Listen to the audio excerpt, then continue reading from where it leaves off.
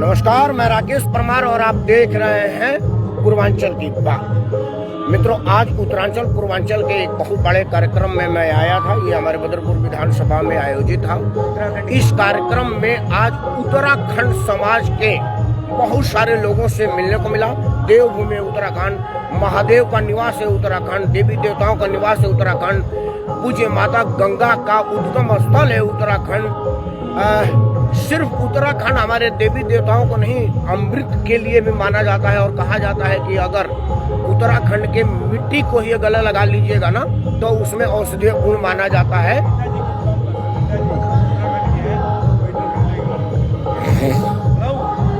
तो अब स्थिति ये है कि यहाँ पर मुझे एक सज्जन मिले।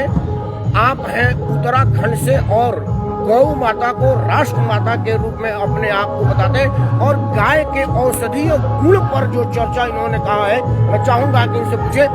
सबसे पहले आप अपना परिचय दीजिए। मेरा नाम कमल किशोर भट्ट है। मैं भारतीय गौ क्रांति मंच का प्रचारक, दिल्ली प्रदेश का प्रचारक हूँ और अभी मान्यवर जी से हमारी मुलाकात हुई और बहुत अच्छा लगा। दूसरा, मैं अभी भारतवर्ष में गौ माता को राष्ट्र माता का संवैधानिक सम्मान मिले उसमें हम प्रचार में लगे रहते हैं। और मैं आपको ये चीज़ बताना चाहूँगा कि गौ माता के लिए अनुदान नहीं, सम्मान चाहिए। इसलिए हम ये कहना चाहेंगे कि भाई गौ माता को राष्ट्रमाता का सम्मान मिले। आप गौ माता के गुणों पर चर्चा करें कि गौ को क्यों जरूरत है। देखिए, गाय का दूध पीते हो तो सबको पता है, गाय का और क्या क्या फायदा है, कृपया इस विषय पर हमको बताइए। मैं आपको बताना चाहूँगा कि 2 साल पहले मेरे को गठिया की प्रॉब्लम थी और मेरे दिमाग में एक नस की प्रॉब्लम थी। तो गौमूत्र मैं प्रतिदिन लेता हूँ, दवाइयाँ खाता था। और एक दिन मैं गौशाला में गया, अपनी भारतीय नस्ल की गाय से मैंने अपना सिर चटवाया तो मेरे जिंदगी भर के लिए वो बीमारी गायब हो गई है। और गाय के गोबर के रस से और उसके दूध की है, ये सब औषधि है और गौमुख से गंगा निकली है। तो ये और गंगा की 2 ध्यान है, मतलब 2 बेटा है, एक और एक गंगा। तो भाई हम ये चाहते हैं कि भारतवर्ष में गौ माता का खोया हुआ सम्मान मिले। और ये हमारी अपने पहाड़ के हमारे साथ उत्तराखंड की कुछ महिलाएं हैं जिन्होंने गौ पर अपना बात रखेंगी। हाँ, आप अपना परिचय दीजिए। और अपना मैं संगीता पुंडेर उत्तराखंड से हूँ। आज हमारा एक प्रोग्राम हो रहा है, ये हमारा उत्तरायणी का कथी हो रहा है, जिसमें हम बहुत सारे उत्तराखंड भाई बहन पहुँचे हुए अपना रंगारंग कार्यक्रम देखने, अपनी मातृ जो हमारी भाषा है उसको सीखने, अपना मातृ जो हमारा सांस्कृतिक प्रोग्राम होता है, जो कल्चरल उत्तराखंड का होता है, उसको अपने बच्चों को सिखाएंगे और आगे भी हम अपनी प्रक्रिया बढ़ाएंगे। और इसके हमने हरिनगर वार्ड में पहली बार अपना उत्तराखंड सांस्कृतिक प्रोग्राम किया। इसके लिए मैं उत्तराखंड भाई बहनों के लिए बहुत बहुत धन्यवाद करती हूँ। जय हिंद, जय उत्तराखंड। आप कुछ कहना चाहेंगी? अच्छा, आप इस कार्यक्रम के विषय में कुछ कहना चाहेंगी? इस कार्यक्रम के विषय में तो बस मैं ये कहना चाहूँगी, ये मतलब मैं हीरा रावत मेरा नाम है और हम जैसे मतलब गढ़वाल कुमाऊँ के हम सारे समाज के लोग इसमें इकट्ठा हुए, ये बहुत अच्छी बात है। क्योंकि कई बार यहाँ पे प्रोग्राम होता है, जैसे कोई गढ़वाली अलग प्रोग्राम कर देते हैं, गढ़वाली अलग करते हैं, लेकिन ये हम सबका समावेश है और ये बहुत अच्छी बात है। बहुत बहुत धन्यवाद आपका। हाँ, अब आप भट्ट साहब गौ के विषय में बताइए, गाय माता के गुणों और औषधीय गुणों को बताएं।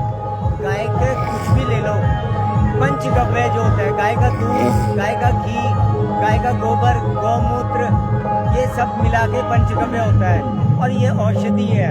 और भाई हम तो ये कहते हैं कि भाई मेरे को तो भाई लाभ मिला। मेरे को 2 साल से गठिया की प्रॉब्लम थी, मेरे दिमाग में नसें फटती थी। मैंने गाय से मात्र 2 मिनट सिर चटवाया था, मेरे जिंदगी भर के लिए वो बीमारी गायब हो गई और मैं बिल्कुल स्वस्थ हूँ। और अपना जीवन मेरा हमेशा आखिरी सांस तक गौ माता के सम्मान के लिए अपना लगा रहेगा। गाय के संरक्षण पर सरकारों से आपका क्या मांग है और कब तक इस मांग को आप जारी रखेंगे? हम भारत सरकार से हम आखिरी सांस तक मांग रखेंगे। गाय को सम्मान चाहिए, अनुदान नहीं चाहिए। भारत सरकार से माननीय प्रधानमंत्री नरेंद्र मोदी जी गौ माता का पूजन करते हैं तो हमें बड़ा अच्छा लगता है। लेकिन संवैधानिक तरीके से जैसे सब धर्मों का सम्मान है, तो हमारी 80 करोड़ हिंदुओं की आस्था गाय में है, हमारा धर्म गाय है।